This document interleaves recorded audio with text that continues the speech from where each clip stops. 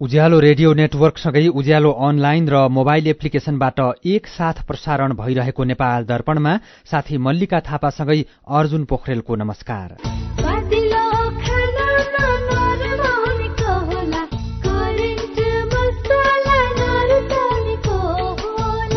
नेपाल दर्पणको साथमा करेन्ट मसला र करेन्ट चिया, स्वादको झट्का। नेपाल दर्पण सुरु गरौं मुख्य खबरका शीर्षकहरूबाट।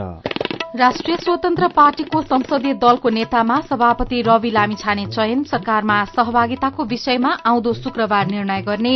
एमालेका सांसद लक्ष्मी महतो कोइरीलाई पक्राउका लागि प्रहरीले सभामुख घिमिरेलाई पत्र लेख्यो। सरकार र राष्ट्रिय आविष्कार केन्द्रका संस्थापक महावीर पुन बीच 7 बुँदे सहमति, पुँजीगत बजेटको 1% रकम नवप्रवर्तनको लागि छुट्याउने, धरना र विरोधका कार्यक्रम स्थगित।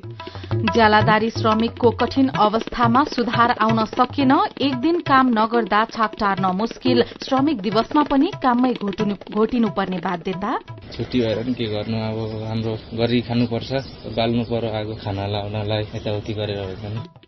अफगानिस्तानमा महिला अधिकार रक्षाको पहल गर्न कतारको दोहामा वृहत बैठक सुरु, संयुक्त राष्ट्रसंघका महासचिव गुटरेस सहित 25 देश र समूहका प्रतिनिधिहरू सहभागी। र एसीसी प्रिमियर कप क्रिकेटको फाइनलमा नेपाल र यूएई को आजको खेल स्थगित, आज रोकिएकै अवस्थाबाट भोलि बिहान खेल सुरु हुने।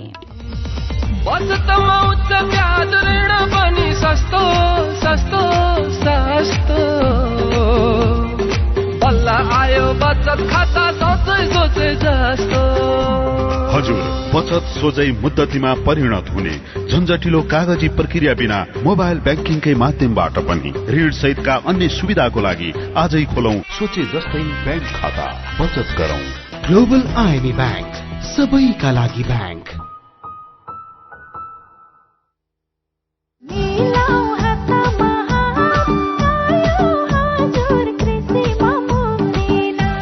अब कृषि सम्बन्धी सम्पूर्ण सेवा तथा सामग्रीहरू पाउनुहोस् एकै ठाउँमा।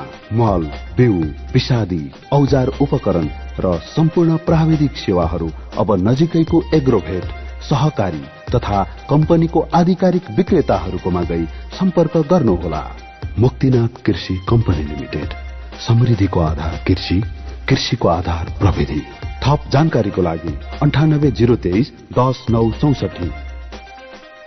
नेपाल दर्पणमा अब खबरको सिलसिला। राष्ट्रिय स्वतन्त्र पार्टीको संसदीय दलको नेतामा सभापति रवि लामिछाने चयन हुनुभएको छ। आज बसेको संसदीय दलको बैठकले लामिछानेलाई दलको नेतामा सर्वसम्मतिले चयन गरेको हो। यस्तै राष्ट्रिय स्वतन्त्र पार्टीले सरकारमा जाने कि नजाने भन्ने निर्णय आउँदो शुक्रबार गर्ने भएको छ। आज बसेको केन्द्रीय समितिको बैठकले आउँदो शुक्रबार अर्को बैठक बस्ने र उपयुक्त निर्णय गर्ने निष्कर्ष निकालेको छ। राष्ट्रिय स्वतन्त्र पार्टीले अहिले जस्तो न सत्तापक्ष न प्रतिपक्ष जस्तो अवस्थामा नबस्ने निर्णय गरेको छ। आजको बैठकमा केन्द्रीय सदस्यहरूले मिश्रित विचार राखेका छन्। केही सांसदले तत्कालै सरकारमा गएर नतिजा दिने गरी काम गर्नुपर्ने बताएका छन् भने केहीले सरकारमा जान नहुने तर्क गरेका छन्। केन्द्रीय सदस्यहरूमध्ये केही सदस्यले सरकारमा जाँदा सुशासन र सेवा प्रवाहमा योगदान गर्न सकिने भए पनि अहिलेको गठबन्धनमा कति काम गर्न सकिएला भनेर शंका व्यक्त गरेका थिए। यस्तै आज बसेको केन्द्रीय समितिको बैठकले पार्टीका 36 वटा विभाग गठन गरेको छ। डाक्टर स्वर्णिम वाग्लेले अर्थनीति विभागको प्रमुखको जिम्मेवारी पाउनु भएको छ। शिशिर खनालले अन्तर्राष्ट्रिय सम्बन्ध विभाग र पर्यटन तथा संस्कृति विभागको जिम्मेवारी पाउनु भएको छ।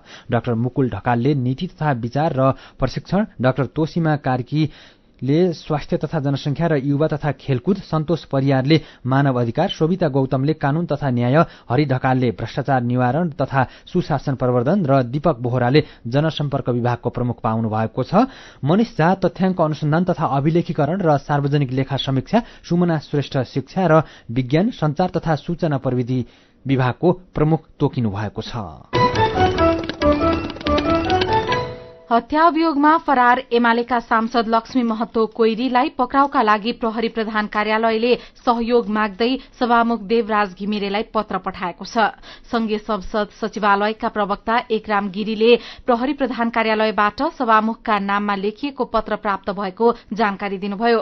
प्रहरीले कोइरीलाई पक्राउका लागि सहयोग माग्दै संसदलाई लेखेको यो दोस्रो पत्र हो। यसअघि प्रहरी प्रधान कार्यालयले गत पुस 7 मा पनि पत्र लेखेको थियो, तर संसद सचिवालयले पत्रको कुनै प्रतिक्रिया दिएको थिएन। मधेस आन्दोलनका बेला 2072 भदौ 25 गते आन्दोलनकारीको कुटाईबाट गम्भीर घाइते भएका सशस्त्र प्रहरीका सहायक निरीक्षक थमन विकलाई उपचारका लागि जनकपुर लैजाने क्रममा एम्बुलेन्सबाट थुतेर हत्या गरिएको थियो। विकको हत्यामा कोइरीको संलग्नताबारे उच्च अदालत जनकपुरले उनलाई थुनामा राखेर अनुसन्धान गर्न आदेश दिएको थियो। फरार रहेकै अवस्थामा कोइरी नेकपा एमालेको तर्फबाट महोत्तरीबाट प्रतिनिधि सभा सदस्यमा निर्वाचित भएका थिए। अब सभामुखले सांसद कोइरीलाई निलम्बनको प्रक्रिया अगाडि बढ़ाउने सम्भावना छ। पृथ्वी राजमार्ग अन्तर्गत धादिङमा पुल भाँसिँदा दिउँसोदेखि गाड़ीको आवत जावत बन्द भएको छ। धुनीबेसी नगरपालिका र थाक्रे गाउँपालिकाको सिमानामा रहेको गणेश खोलाको मोटरेबल पुल भाँसिँदा राजमार्गमा काठमाडौँ आउजाउ गर्ने गाड़ी रोकिएका हुन्। दिउँसो पानी परेपछि सुरुमा पुलको धुनीबेसी पट्टीको भाग भाँसिएको थियो। केही समय एकतर्फी गाड़ी चलेकोमा दिउँसो 4 बजेपछि पूरै सड़क बन्द भएको जिल्ला प्रहरी कार्यालय धादिङले जनाएको छ। अहिले सड़कमा 100औं गाड़ी र हजारौं यात्रु अलपत्र परेका छन्। भाँसिएको पुलसँगै सड़क आयोजनाले नयाँ पुल निर्माणको काम थालेको थियो। राजमार्ग बन्द भएपछि साना गाड़ीले कच्ची सड़क प्रयोग गरिरहेका छन् भने ठूला गाड़ीको लागि सड़क मर्मत गरेर मात्रै सञ्चालन गर्न सकिने धादिङ प्रहरीका सूचना अधिकारी प्रहरी नायब उपरीक्षक सन्तुलाल प्रसाद जैसवालले जानकारी दिनुभयो। यस्तै सहजता अनुसार हेटौँडा काठमाडौँ र काठमाडौँ नुवाकोट गल्छीको बाटो प्रयोग गर्न प्रहरीले अनुरोध गरेको छ। सरकारले सुडानमा रहेका नेपाली नागरिकको सुरक्षा र उद्धारका लागि निरन्तर प्रयास गरिरहेको जनाएको छ। सुडानमा अझै सुरक्षा अवस्था असहज रहेकाले त्यहाँ रहेका नेपाली नागरिकसँग निरन्तर सम्पर्कमा रही इजिप्टको कायरोमा रहेको नेपाली राजदूतावासले विवरण अद्यावधिक तथा उद्धार कार्य जारी राखेको परराष्ट्र मन्त्रालयले जनाएको छ। मन्त्रालयका अनुसार संयुक्त राष्ट्रसंघीय शान्ति मिशनमा कार्यरत नेपाली अधिकारी बाहेक अहिलेसम्म अरू 30 जना नेपाली नागरिक कायरोको नेपाली राजदूतावाससँग सम्पर्कमा रहेका छन्। दूतावासको अनुरोधमा पोर्ट सुडानमा पुगेका 19 जना नेपाली साउदी अरेबिया सरकारको सहयोगमा पानी जहाजबाट जेद्दा शहरमा सुरक्षित तवरले पुगेको जेद्दामा रहेको नेपाली महावाणिज्य दूतावासले जानकारी गराएको छ।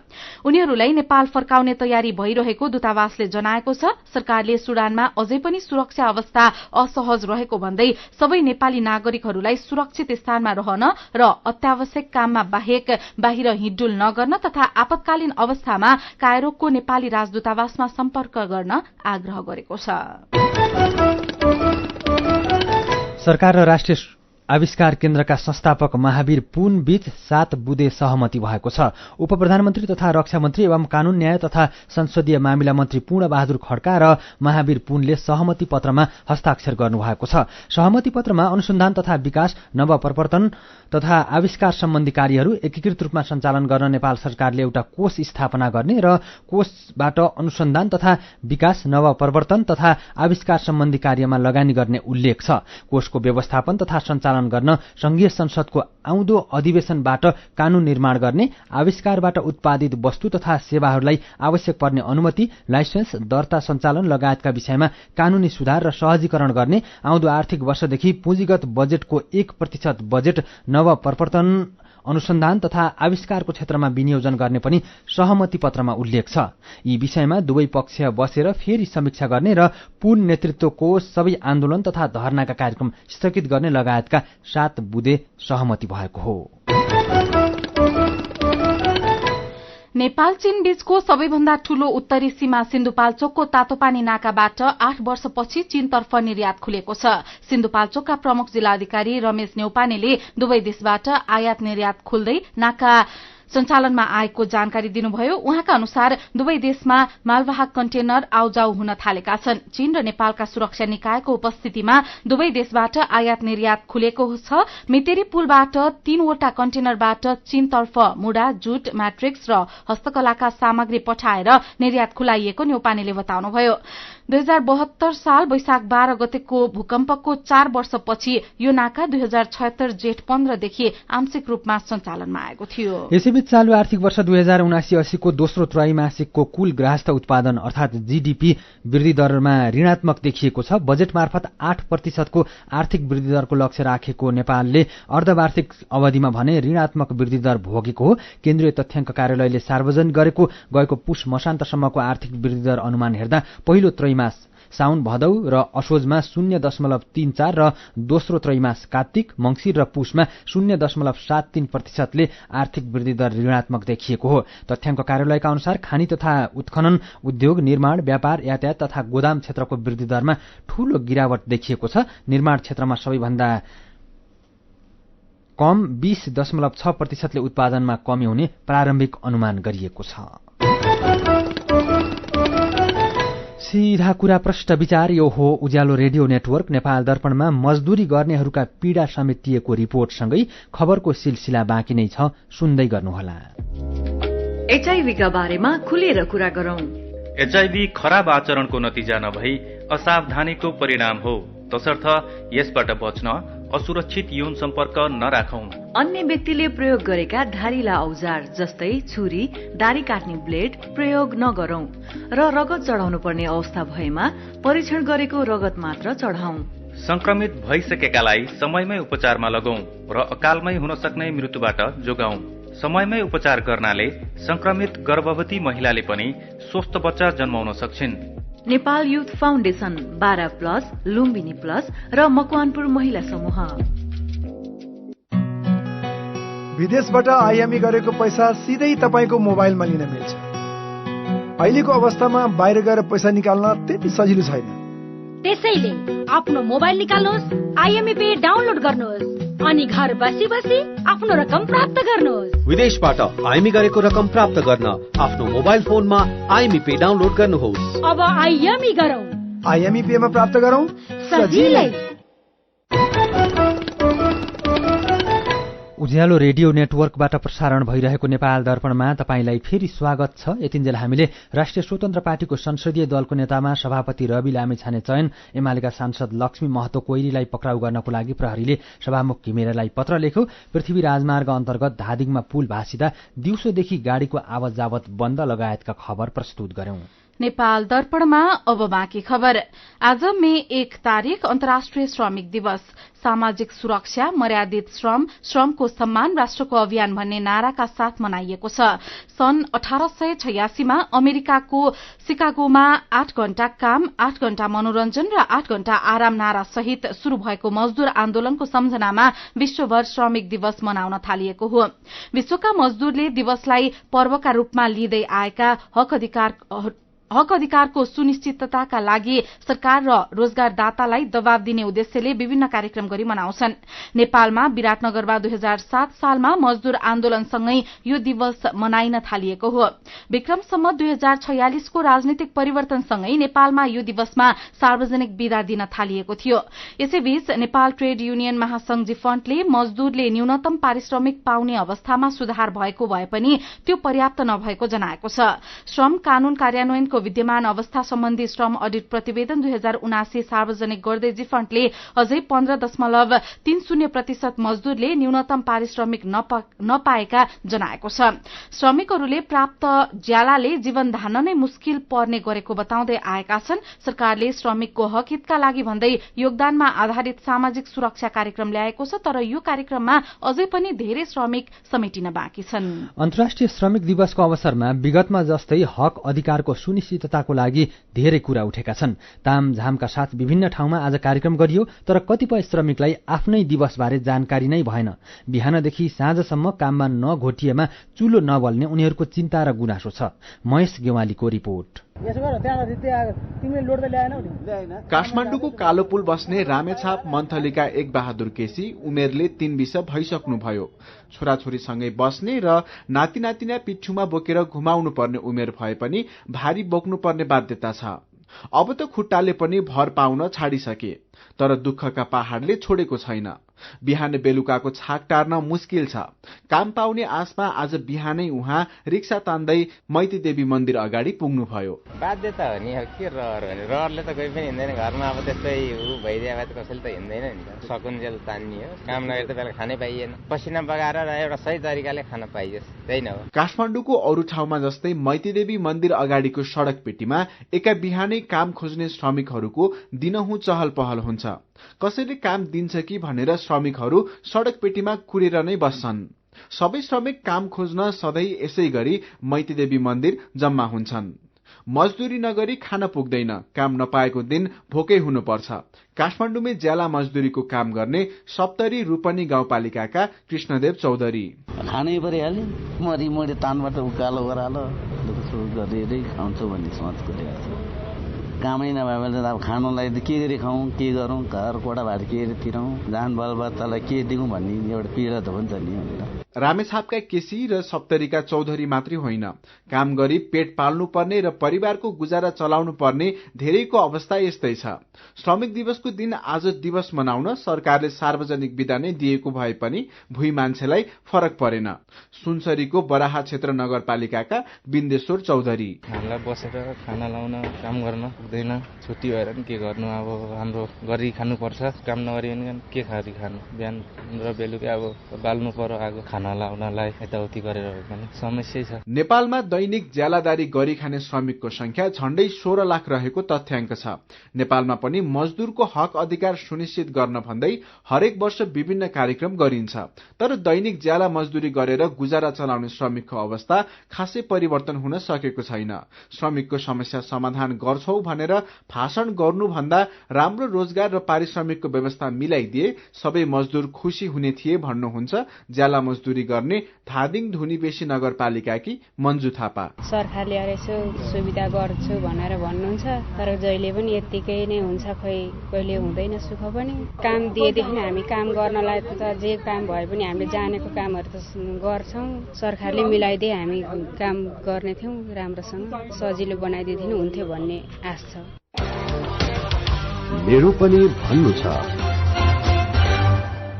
श्रमिक दिवसका अवसरमा आएका विचार र प्रतिक्रियालाई आजको मेरो पनि भन्नु छमा समेटेका छौं। लक्ष्यहरूले लेख्नु भएको छ, सरकारले न्यूनतम पारिश्रमिक ज्याला यति हुनुपर्छ, उति हुनुपर्छ, आगामी आर्थिक वर्षमा यति गराउँछौ, त्यति गराउँछौ भन्दै किन झुटो भाषण गर्नु? वर्षौंदेखि श्रमजीवी मजदूरहरू शोषणमा छन्।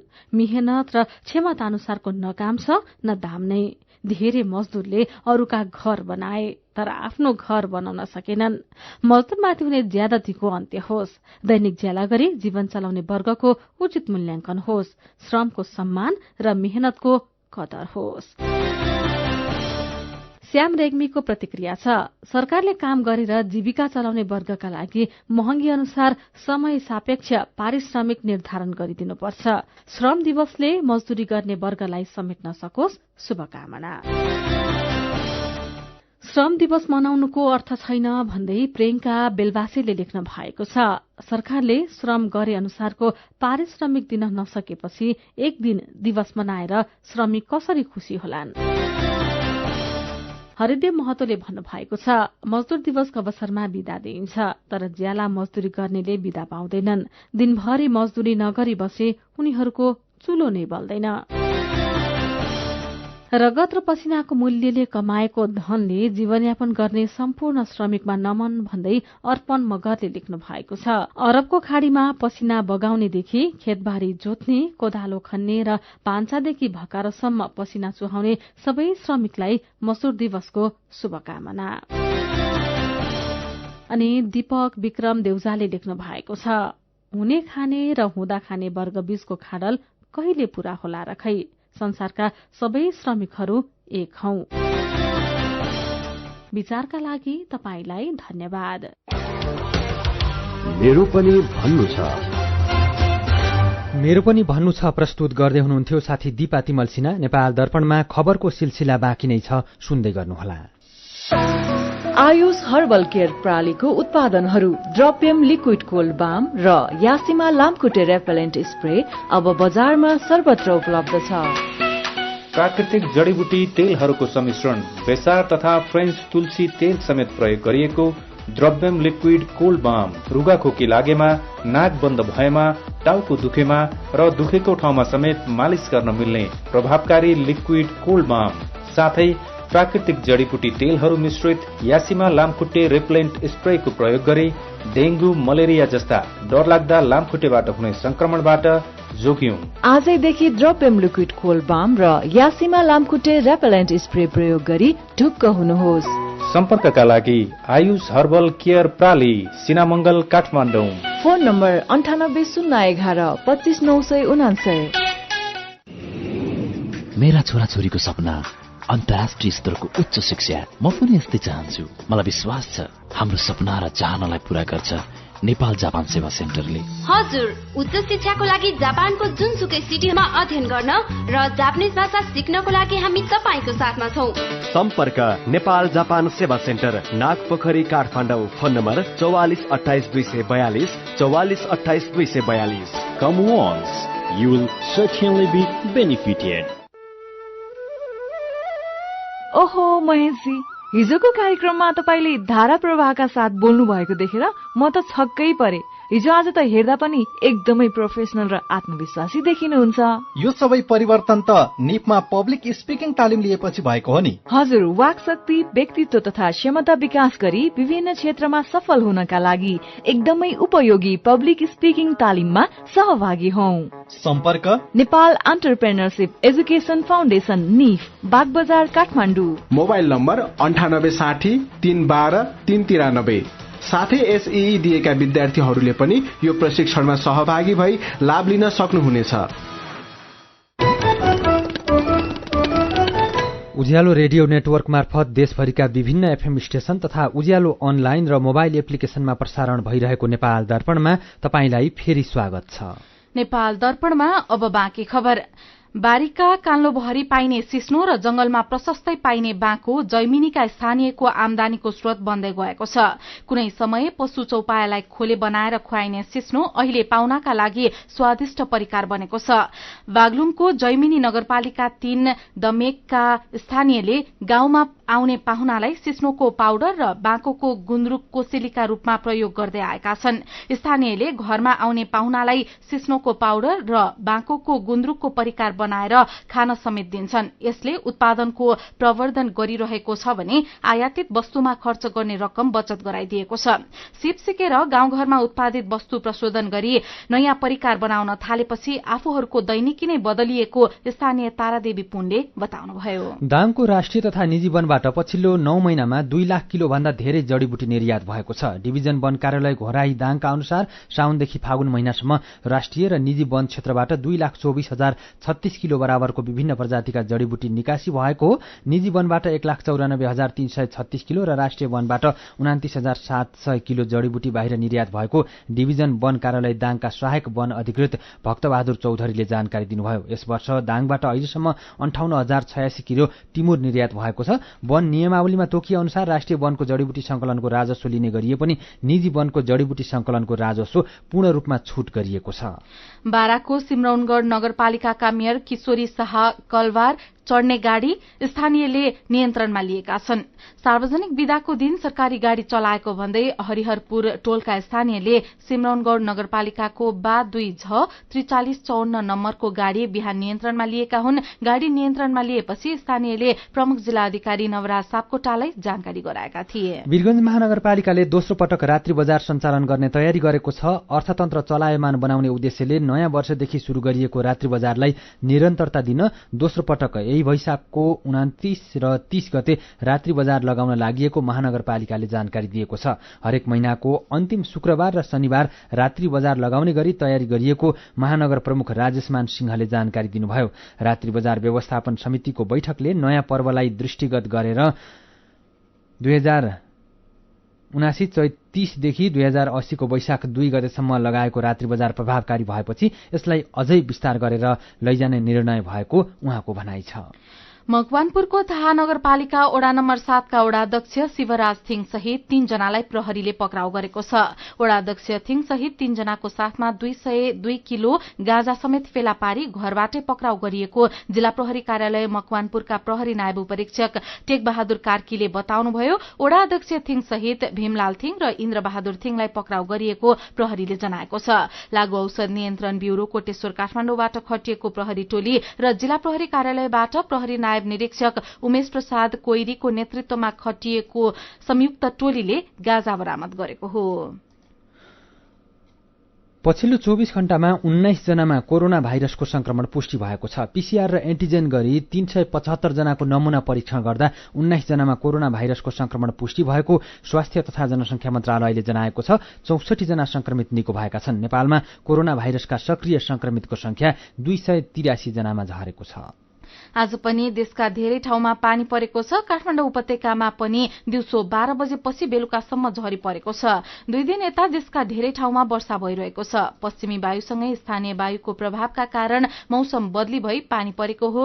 यो क्रम पर्सि बुधबारसम्म नै रहने अनुमान गरिएको छ। भरि बेलुका फेरि पश्चिमी क्षेत्रबाट अर्को प्रणाली भित्रने सम्भावना रहेकाले पर्सिसम्म नै मौसम बदली भई धेरै ठाउँमा पानी पर्ने मौसमविद गोविन्द झाले जानकारी दिनुभयो। नेपाल दर्पणमा अब केही विदेशका खबर। सुडानमा 2 सरकारी सेनाबीचको लडाईका कारण देखिएको संकट कम गर्नको लागि संयुक्त राष्ट्रसंघले प्रतिनिधि पठाउने भएको छ। संयुक्त राष्ट्रसंघका महासचिव एन्टोनियो गुटेरेसले खार्तुममा सेना र सशस्त्र अर्धसैनिक बल बीच व्यापक हिंसात्मक लडाई जारी भएपछि यो घोषणा गर्नुभएको हो। महासचिव गुटेरेसले सुडानमा युद्धविराम घोषणाको 72 घण्टामा सहमतिलाई व्यापक रूपमा उल्लङ्घन गरिएको भन्ने जानकारीपछि नयाँ टोली त्यसतर्फ पठाउन निर्देशन दिनुभएको प्रवक्ता स्टेफन दुजारिकले बताउनु भएको छ। संयुक्त राष्ट्रसंघका आपतकालीन राहत संयोजक मार्टिन ग्रिफ्थ्सले एक छुट्टै वक्तव्य जारी गरेर सुडानको मानवीय अवस्था बिग्रदै गएको बताउनु भएको छ। मानवीय कार्यालयहरू तथा गोदाममा भएका ठूला लुटपाटले समस्या थपेको र थप सामग्री पुर्याएर वितरण गर्न तत्काल उपायको खोजी गरिरहेको उहाँको भनाइ छ। गएको अप्रिल 15 तारिखमा भएको हिंसात्मक झडपमा परि 500 जना भन्दा धेरै व्यक्तिको ज्यान गएको छ भने 10,000 मानिस आफ्नो वासस्थान छाड्न बाध्य भएका छन्। मानिसहरू पानी, खाद्यान्न, इन्धन र अन्य वस्तु प्राप्त गर्न संघर्ष गरिरहेका छन्। अफगानिस्तानका महिला अधिकारको रक्षा र बालबालिकाहरूलाई विद्यालय जान नपाउने निर्णय फिर्ता गराउन दबाव दिने विषयमा कतारमा संयुक्त राष्ट्रसंघ सहित विभिन्न देशको बैठक शुरू भएको छ। संयुक्त राष्ट्रसंघका महासचिव एन्टोनियो गुटेरेसको आयोजनामा भइरहेको बैठकमा अमेरिका, चीन र रूसका साथै प्रमुख युरोपेली सहायतादाताहरू र पाकिस्तान जस्ता प्रमुख छिमेकीहरूका साथै 25 देश र समूहका प्रतिनिधिहरू सहभागी छन्। तालिबान सरकारलाई आमन्त्रण गरिएको छैन र बैठक अघि नै प्रशासनको मान्यताको प्रश्न उठेको छ। सन् 2021 को अगस्तमा सत्ता कब्जा तालिबान शासकहरूले महिला अधिकारलाई पूरै बन्देज लगाएका छन्। बालिकालाई स्कूल जान रोक लगाएका छन्। यो कदमको विरोधमा अफगानी महिलाहरूको एउटा सानो समूहले काबुलमा विरोध प्रदर्शन गरेको थियो। कुनै पनि देशले तालिबान प्रशासनसँग औपचारिक सम्बन्ध स्थापित गरेका छैनन् र संयुक्त राष्ट्रसंघको सदस्यता संयुक्त राष्ट्रसंघको महासभाले मात्र तय गर्न सक्छ। अब केही खेल खबर। एसीसी प्रिमियर कप क्रिकेटको फाइनलमा नेपाल र यूएई बीचको आजको खेल स्थगित भएको छ। वर्षाका कारण आजको खेल स्थगित भएको हो। कीर्तिपुरको त्रिवी मैदानमा टस हारेर ब्याटिङको निम्तो पाएको यूएईले 27 ओभर 3 बलमा 9 विकेट गुमाएर 106 रन बनाएको अवस्थामा खेल वर्षाका कारण रोकिएको हो। दिनभर झरी नरोकिएपछि अब बाँकी खेल भोलि मात्रै हुने भएको हो। आज झरीका बावजुद पनि हजारौं दर्शक छाता ओढेरै त्रिवी क्रिकेट मैदानमा पुगेका थिए। अब यूएईले भोलि आजकै अवस्था अर्थात 27 ओभर 3 बलमा 106 रन बनाएको अवस्थाबाट खेल थाल्नेछ र यूएईको 9 विकेट गुमिसकेको छ। आज यूएईलाई 106 रन बनाउँदा 9 विकेट गुमाउने अवस्थामा ल्याउन ललित राजवंशीले 3 तथा करण केसी र सन्दीप लामिछानेले 2-2 विकेट लिएका छन्। ललित राजवंशी ह्याट्रिकको क्रममा रहेका छन्। आज उनले लगातार 2 बलमा 2 विकेट लिएका छन्। भोलिको पहिलो बलमा विकेट लिएमा उनले ह्याट्रिक पूरा गर्नेछन्। यस्तै आज गुलसन झा र सोमपाल कामीले 1-1 विकेट लिए। भोलिको खेल पनि वर्षाले रोकिएमा ओभर घटाएर खेलाइनेछ। ओभर घटाएर पनि खेल सम्भव नभए सुपर ओभरमा खेल पुग्नेछ। सुपर ओभर पनि हुन नसक्ने अवस्था आएमा भने एक दिवसीय अन्तर्राष्ट्रिय वरियताको आधारमा नेपाल विजेता हुनेछ र आउँदो सेप्टेम्बरमा पाकिस्तानमा हुने एसिया कपमा छनौट हुनेछ। एसिया कपमा छनौट हुने टोलीले भारत र पाकिस्तानसँग खेल्नेछन्। इण्डियन प्रिमियर लीग आईपीएल क्रिकेटमा अहिले लखनऊ सुपर जायन्ट्स र रोयल च्यालेन्जर्स बेंगलोर खेलिरहेका छन्। लखनऊमा टस जितेर ब्याटिङ थालेको बेंगलोरले ताजा अवस्थामा 9 ओभरको खेल सकिँदा 1 विकेट गुमाएर 62 रन बनाएको छ। लखनऊ 8 खेलमा 10 अंकका साथ तालिकाको दोस्रो स्थानमा छ। उसले 5 खेल जितेको छ। समान खेलमा 4 खेल जितेको बेंगलोर 8 अंकका साथ तालिकाको 6औं स्थानमा छ। खेल खबरसँगै हामी नेपाल दर्पणको अन्त्यमा आइपुगेका छौं। आजका मुख्य खबरका शीर्षकहरू फेरि एकपटक। राष्ट्रिय स्वतन्त्र पार्टीको संसदीय दलको नेतामा सभापति रवि लामिछाने चयन। सरकारमा सहभागिताको विषयमा आउँदो शुक्रबार निर्णय गर्ने। एमालेका सांसद लक्ष्मी महतो कोइरीलाई पक्राउका लागि प्रहरीले सभामुख घिमिरेलाई पत्र लेख्यो। सरकार र राष्ट्रिय आविष्कार केन्द्रका संस्थापक महावीर पुन बीच 7 बुँदे सहमति। पुँजीगत बजेटको 1% रकम नव प्रवर्तनको लागि छुट्याउने। धरना र विरोधका कार्यक्रम स्थगित। ज्यालादारी श्रमिकको कठिन अवस्थामा सुधार आउन सकेन। एक दिन काम नगर्दा छाकटार नमुस्किल। मुस्किल, श्रमिक दिवसमा पनि काममै घोटिनुपर्ने बाध्यता। अफगानिस्तानमा महिला अधिकार रक्षाको पहल गर्न कतारको दोहामा बृहत बैठक सुरु, संयुक्त राष्ट्रसङ्घका महासचिव गुटेरेस सहित 25 देश र समूहका प्रतिनिधिहरू सहभागी। र एसीसी प्रिमियर कप क्रिकेटको फाइनलमा नेपाल र यूएई को आजको खेल स्थगित, आज रोकिएकै अवस्थाबाट भोलि बिहान खेल सुरु हुने। आजको नेपाल दर्पण सकिएको छ। प्राविधिक साथी संघर्ष विष्टसँगै हामी मल्लिका थापा र अर्जुन पोखरेल पनि विदा हुन्छौं। उज्यालोको मोबाइल एप्लिकेशन र अनलाइनमा प्रसारण भइरहेका सामग्री भाइबरमा पनि उपलब्ध छन्। प्री मनसुनको समयमा चट्याङको जोखिम रहेकोले चनाखो रहौं। नमस्कार।